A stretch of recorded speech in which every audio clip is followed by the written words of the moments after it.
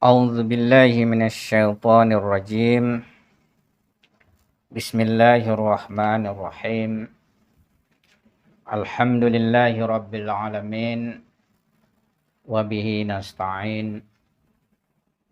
Wa sallallahu ala Muhammadin wa ala alihi thayyibin at-tahirin wa ashabil muntajabin. Alhamdulillah, pada kesempatan ini kita akan membahas satu tema yang cukup krusial terkait dengan pluralisme agama. Sebagaimana kita ketahui bahwa filosof Amerika John Hicks merupakan penggagas daripada pluralisme agama yang mempunyai makna semua agama-agama memiliki kesederajatan dan kesetaraan di dalam persoalan kebenaran. Kurang lebih sebagian pemikir Muslim termasuk di Indonesia terpengaruh oleh pemikiran John Hicks ini. Dan mereka mengambil ayat-ayat Al-Quran sebagai penegas dari pemikiran ini. Salah satu di antara ayat yang mereka jadikan asas mendukung pemikiran ini adalah ayat 62 surah Al-Baqarah. Ayat ini berbunyi, A'udzubillahi minasyaitonirrajim. Innalladzina amanu walladzina hadu wan nasara wassabiina man amana billahi wal yaumil akhiri wa amila sholihan falahum ajruhum inda rabbihim wala khaufun alaihim wala hum yahzanun. Yakni sesungguhnya orang-orang mukmin, orang-orang Yahudi, orang-orang Nasrani dan orang-orang Sabi'in, siapa saja di antara mereka yang beriman kepada Allah hari kemudian dan beramal saleh, mereka akan menerima pahala dari Tuhan mereka. Tidak ada kekhawatiran terhadap mereka dan tidak pula mereka bersedih hati.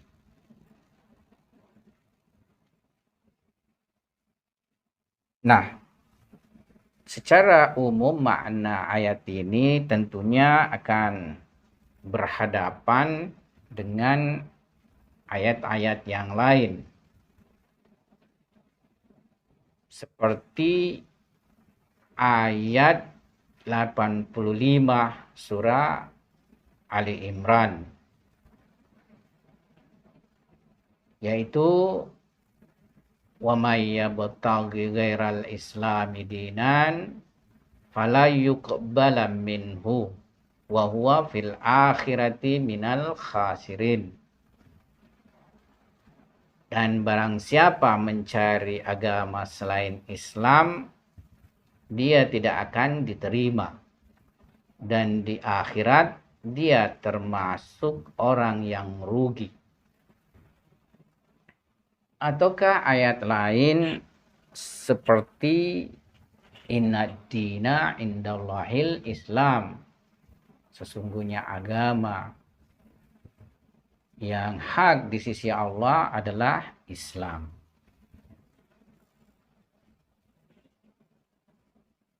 Nah, dengan kita melihat ada bentuk ayat yang saling berhadapan, maka tentu kita mesti memahami tafsiran yang benar dari ayat 62 surah Al-Baqarah ini dan semacamnya. Menurut mereka yang berkeyakinan pluralisme agama, kemutlakan ayat tersebut tentang prinsip universal, yakni keimanan kepada Tuhan, ma'ad atau hari akhirat, dan amal saleh merupakan parameter hidayah dan keselamatan,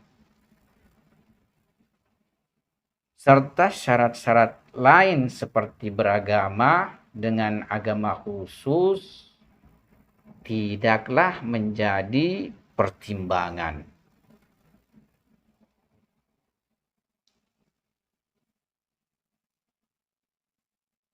Karena itu ayat ini dijadikan landasan oleh mereka yang mengusung pluralisme agama sebagai suatu bentuk pemikiran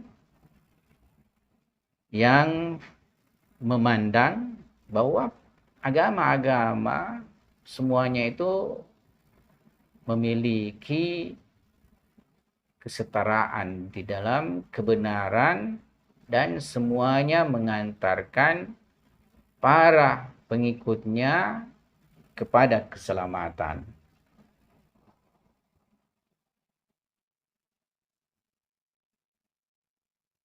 Pada dasarnya ayat ini tidak sesuai dengan klaim mereka dengan tujuan daripada ayat. Dengan memperhatikan ayat-ayat lain tentang dua kelompok agama,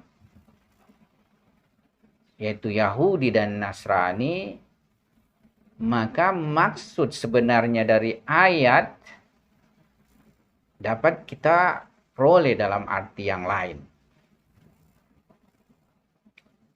Pertama, orang-orang Yahudi dan Nasrani memperkenalkan diri mereka sebagai anak-anak serta kekasih-kekasih Tuhan. Hal ini dijelaskan oleh ayat 18 surah Al-Maidah. Yang artinya, dan berkata orang-orang Yahudi dan Nasrani, kami ini adalah anak-anak Allah dan kekasih-kekasihnya. Kedua, mereka mengklaim bahwa para pendosa dari kalangan pengikut agama mereka, kalaupun masuk dalam neraka, tidak lebih hanya beberapa hari saja. Perkara ini disebutkan dalam ayat 80 surah Al-Baqarah. Dan mereka berkata, kami sekali-kali tidak akan disentuh oleh api neraka, kecuali selama beberapa hari saja. Ketiga, mereka punya pandangan bahwa keselamatan hanya terbatas dalam agama Yahudi dan Nasrani, dan menisbahkan Nabi Ibrahim alaihissalam kepada salah satu dari dua agama tersebut, sebagaimana disebutkan dalam ayat 135 surah Al-Baqarah. Ya, kita lihat dulu ayat 135 surah Al-Baqarah ini. Wa qalu kunu hudan au nasara tahtadu qul bal millata Ibrahima hanifan wa ma kana minal musyrikin. Dan mereka berkata, hendaklah kamu menjadi penganut agama Yahudi atau Nasrani. Niscaya kamu mendapat petunjuk. Katakanlah, tidak. Bahkan kami mengikuti agama Ibrahim yang lurus. Dan bukanlah dia Ibrahim dari golongan orang musyrik.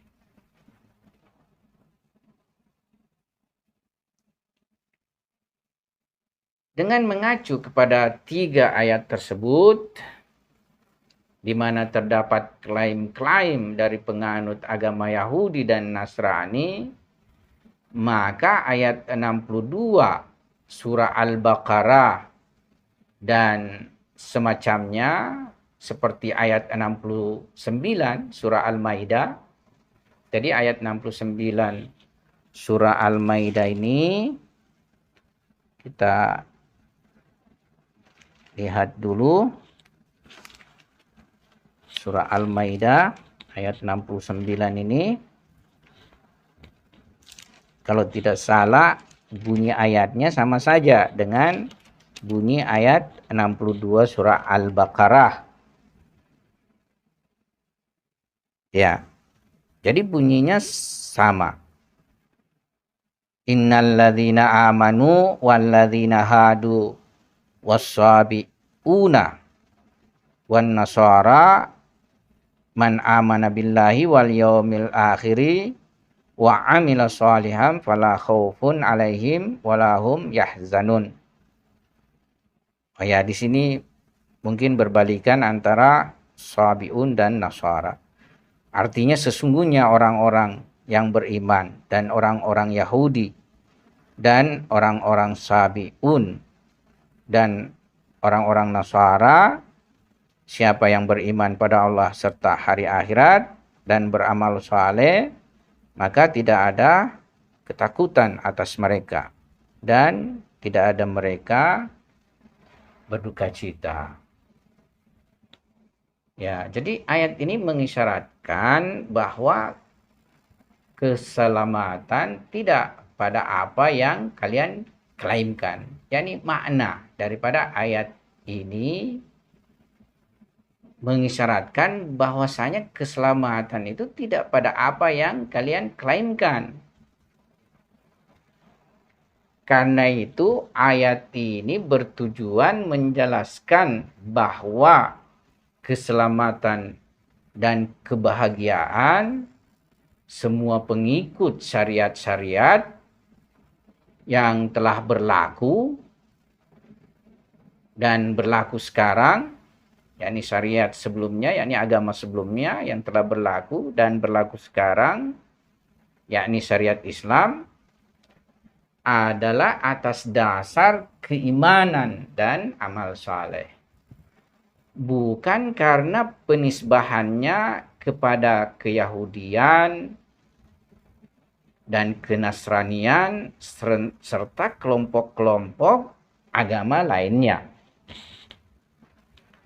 Jadi ayat ini tidak bertujuan memandang tetap resmi keberlakuan agama Yahudi, Nasrani, dan Sabi'in. Karena agama-agama tersebut telah dimansu dengan kedatangan agama terakhir Islam yang dibawa Nabi Khatam sallallahu alaihi wasallam. Menurut perspektif saya, kalau memang agama sebelumnya masih resmi keberlakuannya dan akan membawa keselamatan dengan jalan syariat agama tersebut bagi umatnya, maka tidak perlu kedatangan agama lain, agama baru, serta diutus nabi lain. Cukuplah agama itu saja yang senantiasa dianuti oleh umat manusia sepanjang masa. Tapi dengan adanya tahapan-tahapan kedatangan Nabi serta agama baru, agama yang berbeda, seperti misalnya agama Yahudi, kemudian datang agama Nasrani, ini mengindikasikan bahwasanya agama sebelumnya mempunyai kekurangan dan kelemahan sehingga tidak lagi resmi keberlakuannya, harus diganti. Ya. Oleh karena itu maksudnya bahwasanya menjelaskan bahwa keselamatan itu harus didasari oleh keimanan yang benar dan amal saleh. Bukan karena klaim kelompok dalam agama. Kita juga kaum muslimin ketika sebatas klaim tidak beriman secara benar dan tidak beramal saleh, ya tidak juga akan mendapatkan keselamatan. Meskipun syariat Islam pada periode sekarang ini merupakan syariat yang resmi keberlakuannya bagi umat manusia. Oleh karena itu Al-Quran dengan mengkritik bentuk pemikiran seperti ini yang mencegah seseorang dari setiap bentuk pengkajian dan perubahan ke arah kesempurnaan ruh, mengingatkan bahwa hal ini bukanlah tolok ukur dari keselamatan. Akan tetapi keselamatan ada pada keimanan dan amal saleh. Dengan demikian jelaslah bahwa kandungan ayat ini tidak punya hubungan sedikit pun dengan keresmian semua syariat-syariat dalam seluruh zaman. Akan tetapi menegaskan prinsip ini bahwa nama-nama kelompok, lakap-lakap, serta penisbahan-penisbahan bukanlah menjadi faktor keselamatan. Tetapi semua harus didasari oleh keimanan dan amal saleh. Adapun amal saleh dari mana agama dan syariat mesti diperoleh, ayat tersebut tidak bertujuan menjelaskannya. Dalam masalah ini mestilah merujuk kepada ayat-ayat lainnya. Demikian pula dalam pendekatan kemazhaban di dalam Islam. Banyak mazhab-mazhab, terdapat perbedaan-perbedaan. Pada titik yang sama, boleh jadi semua mazhab benar dalam permasalahan tersebut. Tapi pada titik perbedaan, tentu tidak bisa kita nyatakan semuanya benar. Karena perbedaannya kontradiksi antara satu dengan lainnya. Sementara sesuatu yang kontradiksi tidak bisa bersatu. Dalam perspektif tauhid dengan syirik tidak bisa bersatu konsepsinya. Karena kontradiksi. Ini adalah suatu perkara badihi akal. Bahwa perkara kontradiksi tidak bisa bersatu. Jadi di dalam mazhab pun tentu ada yang lebih memberi jaminan terhadap keselamatan ketimbang yang lainnya. Karena perkara-perkara di dalam berbagai mazhab terdapat hal yang kontradiksi. Kalau misalnya yang sama, ya boleh jadi semuanya benar di dalam masalah yang sama ini. Sama dengan agama-agama juga. Makanya di dalam ayat lain ya dikatakan bahwa marilah ya pengikut Yahudi dan Nasrani kita pada suatu kalimat yang sama. Bahwa tidak ada Tuhan selain Allah dan tidak ada Tuhan yang pantas disembah kecuali Allah. Oleh sebab itu dalam ranah perbedaan tidak bisa dipaksakan terjadi kesamaan. Karena dalam ranah perbedaan harus ada yang benar, salah satu di antaranya, ataukah kedua-duanya salah? Kalau dalam perkara yang kontradiksi, ya, perkara yang bertentangan. Jadi mesti ada yang benar, salah satu di antaranya. Jadi dalam perspektif, ya, dalam masalah terdapat perbedaan, kalau dia tidak kontradiksi berlawanan, sesuatu pandangan yang beragam, ya bisa saja salah satu di antara keduanya itu adalah benar dan satunya salah. Tapi boleh jadi dua-duanya juga salah. Tapi kalau dia dua-duanya benar, ini ya tidak punya jalan. Kalau yang kontradiksi, ya salah satu di antaranya adalah benar dan lainnya adalah salah. Seperti tauhid dan syirik dan perkara lainnya. Demikian pula, ya kita melihat bahasa ayat suci Al-Quran, antara ayat ini dengan ayat lainnya seperti tadi kita ungkap, terdapat ayat seperti wa may yabtaghi ghairal islami dinan fala yuqbala minhu wa huwa fil akhirati minal khasirin. Atau ayat inna dina indallahil Islam, atau ayat lakum dinukum waliyadin. Ini terkait tentang masyarakat musyrik, masyarakat yang tidak menganut tauhid. Ya. Nah, Allama Tabatabai dalam menjelaskan ayat ini menuliskan dari siyak ayat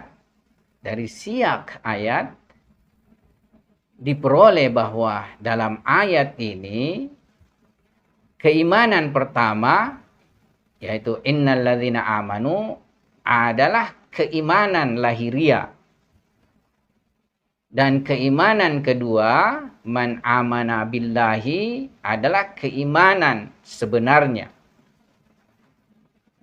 Karena itu pengertian ayat adalah nama ini dan penamaan-penamaan seperti Muslim, Nasrani, dan Yahudi tidaklah punya nilai di sisi Tuhan. Sebagaimana Yahudi dan Nasrani berasaskan penukilan Al-Quran, tidak seorang pun yang akan masuk surga kecuali bahwa ia adalah seorang Yahudi menurut persangkaan orang-orang Yahudi, atau ia adalah seorang Nasrani menurut persangkaan orang-orang Nasrani. Dan mereka, Yahudi dan Nasrani, berkata sekali-kali tidak akan masuk surga kecuali orang-orang yang beragama Yahudi atau Nasrani. Jadi ini ayatnya, ya. Dan mereka, Yahudi dan Nasrani, berkata sekali-kali tidak akan masuk surga kecuali orang-orang yang beragama Yahudi dan atau Nasrani. Demikian itu hanya angan-angan mereka yang kosong belaka. Katakanlah, tunjukkanlah bukti kebenaranmu jika kamu adalah orang yang benar. Jadi ayat mulia ini yaitu surah Al-Imran, tentunya ayat 69, surah Al-Baqarah. Dalam hal ini surah Al-Baqarah. Kalau Al-Baqarah 62, surah Al-Imran 69. Itu menolak penisbahan dan penamaan seperti yang dilakukan oleh pengikut Yahudi dan Nasrani tersebut.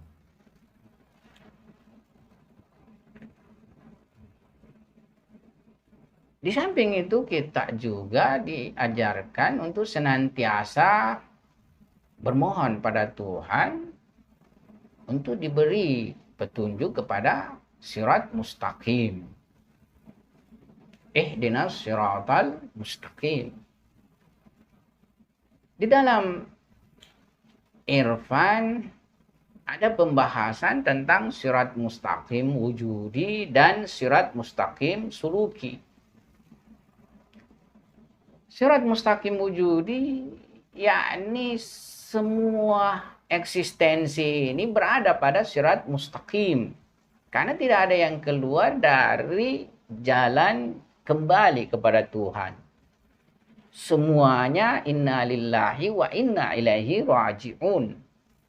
Semua entitas-entitas ini akan kembali kepada Tuhan. Mereka semua berada pada sirat mustaqim, kembali kepada Tuhan secara keeksistensian. Oleh sebab itu, sirat mustaqim wujudi ini tidak mengenal keimanan, kekufuran, kemunafikan, kefasikan, keburukan, kebaikan.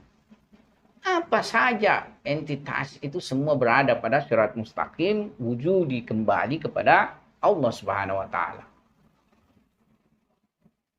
Dalam berhadapan sirat mustaqim wujudi ada yang disebut sirat mustaqim suluki.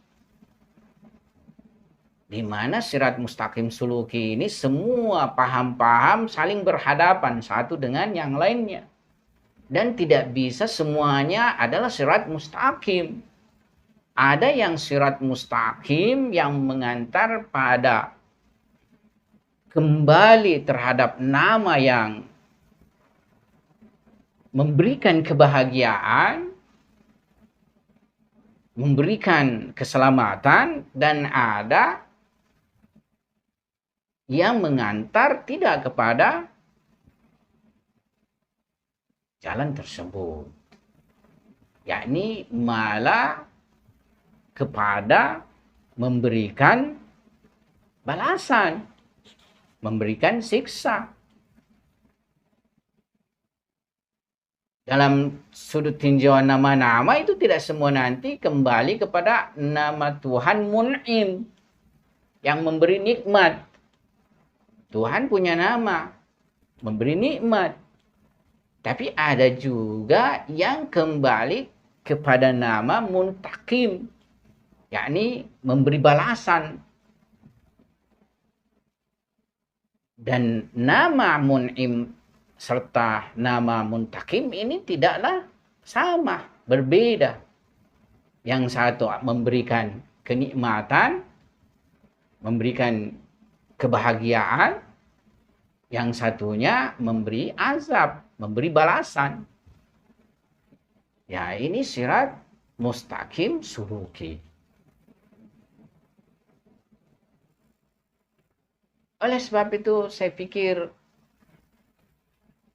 ayat 62 surah Al-Baqarah atau ayat 69 surah Al-Imran ini tidaklah bermaksud memandang keresmian semua agama-agama dan mempunyai kesejajaran dalam kebenaran sehingga secara sadar orang memilihnya akan membawanya kepada keselamatan.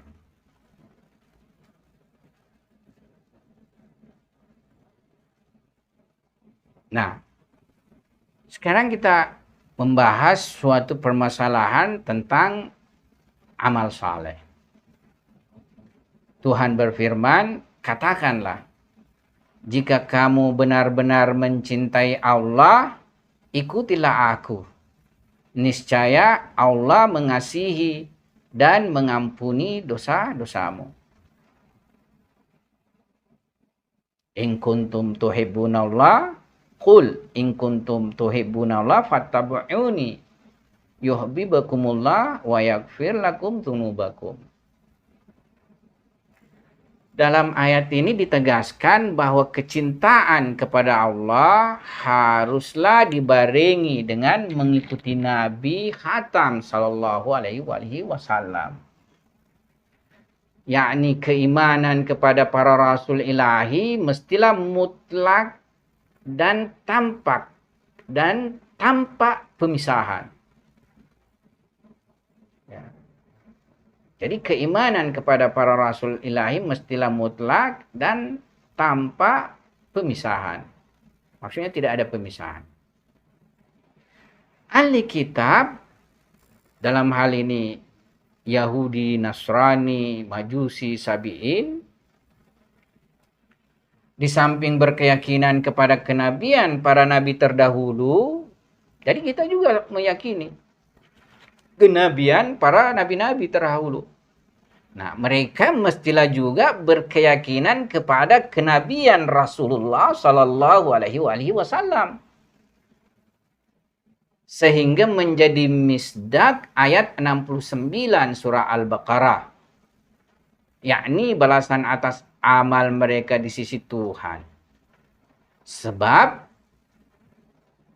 klaim keimanan kepada hari akhirat untuk keselamatan tidaklah cukup. Akan tetapi keimanan kepada para nabi, termasuk Nabi Khatam Muhammad sallallahu alaihi wasallam dan kitab-kitab ilahi, di antaranya kitab suci Al-Qur'an, juga menjadi syarat untuk mendapatkan pahala dan balasan baik dari Allah Subhanahu wa taala. Tuhan memandang suatu amal perbuatan menjadi amal saleh dengan dua ketentuan. Pertama, keyakinan kepada wahyu dan kenabian. Kedua, beramal dengan sesuai apa yang dibawa oleh para nabi alaihimussalam pada zaman kenabian mereka. Oleh karena itu, dalam tinjauan Al-Quran, amal saleh adalah suatu amal yang sesuai dengan wahyu dan ajaran yang dibawa hujah Tuhan dalam setiap zaman. Dan seseorang dikatakan beramal sesuai dengan wahyu jika ia mengetahui keresmian pembawa wahyu serta risalah zaman tersebut. Jadi ayat yang menjadi topik bahasan menyebutkan keyakinan terhadap tauhid dan ma'ad secara jelas. Dan keyakinan terhadap kenabian dalam kandungan penjelasan tentang amal saleh, yakni include di dalam penjelasan tentang amal saleh yaitu kenabian. Oleh karena itu, ayat tersebut tidaklah mengisyaratkan bahwa kalian bebas memilih setiap agama. Akan tetapi menyatakan hanya keyakinan kepada usul Islam dan beramal dengan hukum-hukumnya sebab kebahagiaan dan keselamatan. Demikian juga di tempat lain, petunjuk bahwa amal saleh haruslah berdasarkan atas wahyu dan risalah dijelaskan dalam bentuk seperti ini, sebab atau dalil bahwa dalam ayat ini tidak dibicarakan kenabian. Kendati pun merupakan salah satu dari usuluddin. Karena usuluddin itu terbangun 3 fondasi, yaitu keimanan kepada Tuhan, dalam hal ini tauhid. Kedua, keyakinan terhadap hari akhirat, yaitu ma'ad. Dan ketiga adalah keyakinan terhadap kenabian. Oleh sebab itu, amal saleh adalah amal yang sesuai dengan wahyu. Keimanan kepada wahyu dan pemiliknya adalah pokok dan kesesuaian amal dengan wahyu adalah cabang.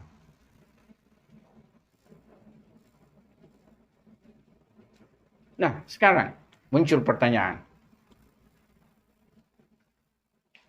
Berdasarkan apa yang kita bahas, bahwasanya agama yang resmi zaman ini adalah agama Islam. Semua pengikut agama-agama sebelumnya yang meyakini para nabi sebelumnya, di samping meyakini nabi-nabi itu juga harus meyakini nabi Islam. Barulah sempurna keyakinannya terhadap permasalahan kenabian.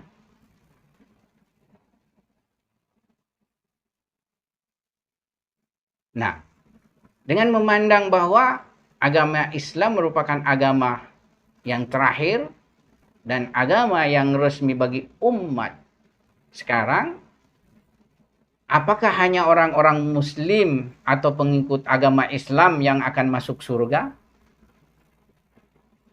Atau pengikut agama-agama lain juga akan mendapatkan keselamatan akhirat dan mendapat ganjaran kebahagiaan surga? Dalam pembahasan sebelumnya diuraikan bahwa agama Islam dari sisi kebenaran dan hak mempunyai pandangan eksklusivisme. Jadi ini kita tidak bahas pada kesempatan ini, ada pembahasan sebelumnya terkait masalah berbagai pandangan terhadap masalah perbedaan atau keragaman agama-agama. Ada bentuk pandangan eksklusivisme, inklusivisme, dan pluralisme. Ya. Nah, sekarang dalam pembahasan ini kita sudah istilahnya menyimpulkan bahwa Islam dalam hal ini, dalam istilah tersebut adalah eksklusivisme. Yakni kebenaran itu dan keresmian kebenaran ada pada agama Islam. Dan ini adalah sesuatu yang istilahnya tidak bisa kita abaikan. Yakni di antara agama-agama yang ada hanya satu dari mereka yang resmi dan hak sekarang. Dan yang lainnya tidak berada pada keresmian dan kebenaran. Kenapa? Karena agama sebelumnya ya istilahnya mempunyai kekurangan. Sehingga ia sudah dinasakh. Tetapi perlu diketahui dimensi kebenaran bukanlah dimensi keselamatan. Yakni dimensi semata-mata keselamatan. Meskipun kebenaran itu sendiri korelasinya adalah keselamatan.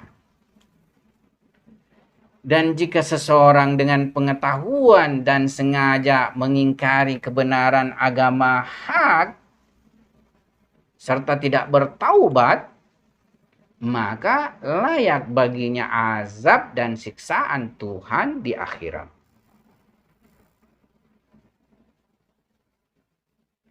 Namun tidaklah benar melazimkan hal sebaliknya. Yakni tidaklah demikian bahwa hanya orang-orang yang memeluk agama hak dan beramal sesuai tuntutan serta syariatnya yang akan selamat. Tetapi orang-orang yang tidak mendapat kebebasan dan tidak menjangkau pengajaran agama hak, dan kalaupun menjangkau tidak sanggup memahami, seperti anak-anak, orang gila, laki-laki dan perempuan yang lemah pikirannya, mereka ini meskipun tidak beragama hak tidak akan masuk neraka.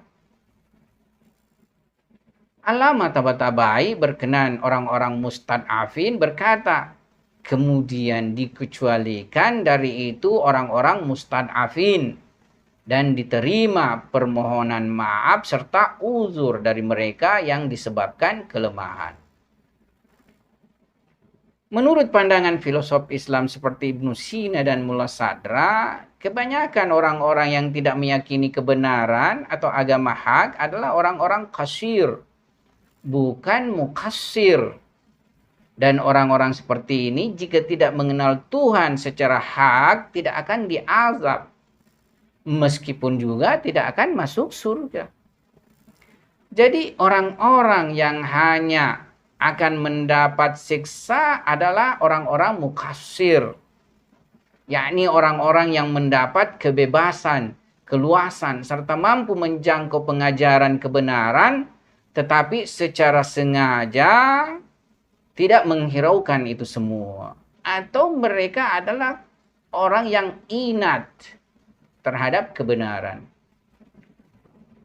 Allah Subhanahu wa taala berfirman, dan tidaklah kami hancurkan suatu karya kecuali baginya pengingat pada kebenaran, dan kami tidaklah zalim.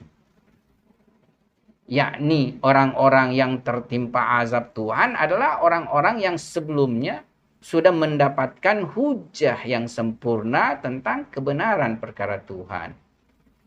Oleh sebab itu kita bisa simpulkan bahwa dimensi keselamatan akhirat dalam Islam tidaklah totalitas masalah kebenaran, dalam artian dimensi keselamatan dari siksaan akhirat lebih luas dari dimensi keyakinan dan beragama hak. Oleh sebab itu banyak permasalahan yang terkait masalah keselamatan. Tapi jalannya yang lurus adalah meyakini, beriman kepada agama hak dan merealisasikan ajarannya. Inilah jalan yang lurus, sirat mustaqim, suluki yang mengantarkan kepada kesempurnaan, keselamatan, dan kebahagiaan. Sekian kita punya pembahasan, semoga ada manfaatnya. Wabillahi taufik wal hidayah. Assalamualaikum warahmatullahi wabarakatuh.